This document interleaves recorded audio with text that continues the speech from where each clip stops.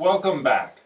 Let's think about revenue in our model of supply and demand using a case study.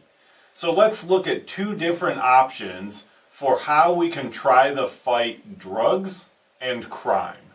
So there are two ways we can approach this, right? One is going after the cartels, trying to disrupt the drug trade.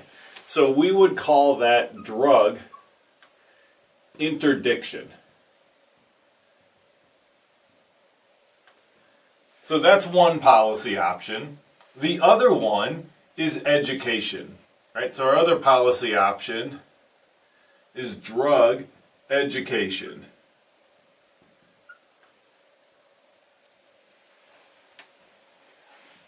So drug education is our other policy option. So let's think about each one of these in our supply and demand model.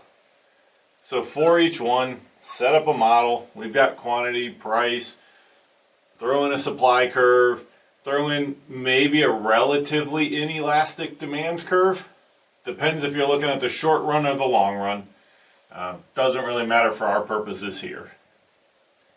And label in your initial price, might call it P sub 1, and initial quantity Q sub 1.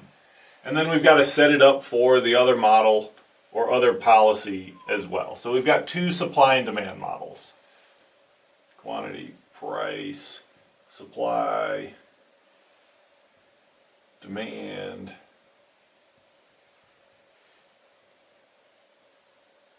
P1 and Q1. All right, if you need to, pause it while you get your models set up and then come back and join us again. So let's look at the effects of each of these. So let's look at the interdiction first. So we need to use our three-step model to see what happens. So if the policy is to try and disrupt the drug cartels, fight the drug trade, etc., this is really focusing on the suppliers of drugs. So this is a story about supply. And what's the objective? The objective is to reduce supply, either by disrupting the trade or at least making it more expensive for them to smuggle drugs into the U.S. So supply is shifting to the left. So our third step is let's draw it in and see what happens. So supply shifts to the left.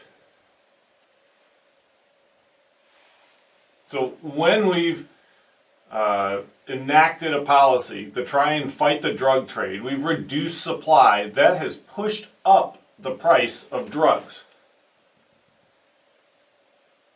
Right? So the price of drugs increases and the quantity of drugs decreases, but maybe not a whole lot. Why? Because once people are addicted to drugs, it's really hard to get off of them, even if the price goes up. So quantity isn't necessarily affected a whole lot. The demand for these drugs is pretty inelastic. So our third step is just what happened. So price increased, but quantity decreased only a little bit. So our effect is that this increase in price outweighs this reduction in quantity. And what happened? That means actually that revenue for the drug cartels increases. So revenue increased. And what's the problem with that is that drug-related crime also increases.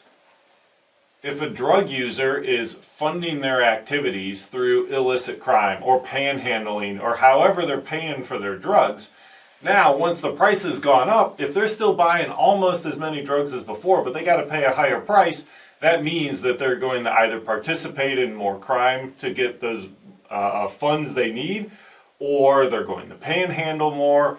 Either way, we have some serious unintended consequences of interdiction programs. But what about drug education programs? Are they more effective? So what are our three steps here? What's the point of drug education? Well, clearly it's to try and keep people from starting using drugs. Or if they're using but not heavily addicted yet, try and get them off of them.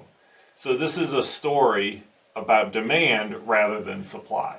And education is intended to try and reduce demand.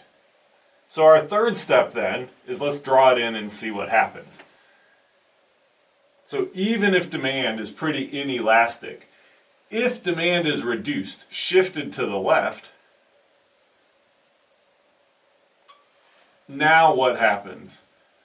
It causes the price of drugs to decrease, and it causes the quantity to decrease.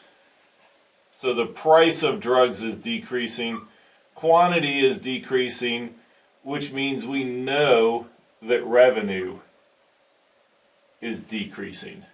Right? This new revenue rectangle is smaller than the original revenue rectangle. So the objective of drug education is to reduce demand, which pushes down price, decreases quantity, reduces revenue, and hopefully also reduces crime that was related to drugs. So two different policies. One has unintended consequences that may be even worse than the initial situation. The other one is intended to focus on the demand side instead, reduce revenue, shrink the size of the market, and lead to lower crime rates. Hopefully now you're starting to see how we can use this supply and demand model to think through policies and maybe even figure out some of these unintended consequences before we pursue a policy. Thank you, and we'll see you next time.